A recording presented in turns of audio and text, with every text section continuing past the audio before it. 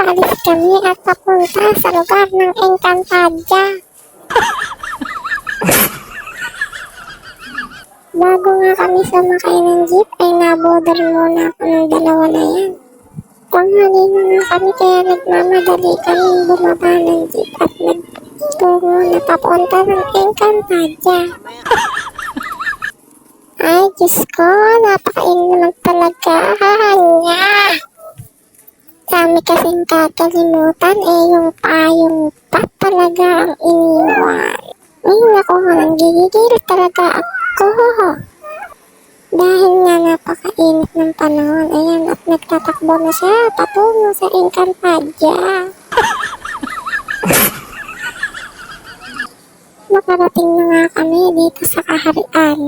Salamat, nalilim na ang daan. Abay, napakainit ay, layo rin ang nilakad. Wow! Nang makarating na nga kami sa Encantadia, ay agad na nga akong naglaba.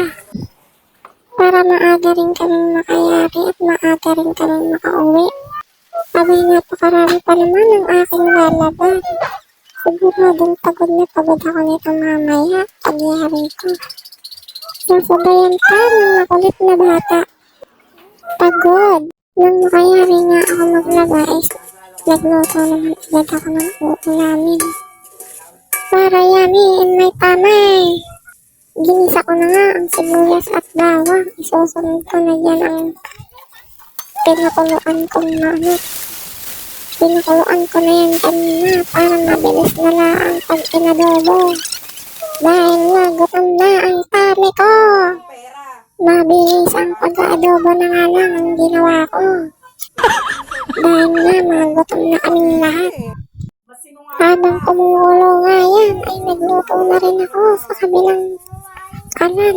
Pa sa'yo yung pinagbilan. Para sabay-sabay ng maluto at sabay-sabay ng makakain. Dahil nga gutom na ang lahat ng mga person.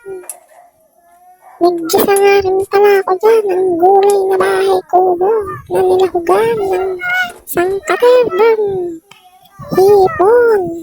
Pagkatapos nga namin kumain ay nagpunta naman kami sa ospital. Dinano nga kasi ng nanay ko yung kapatid niya na bagong opera at nag-inisan lang silang magkapatid sa ospital. Kaya rin nga nilang mag-asaran at nag-inisan lang sa ospital ay umuwi na rin kami.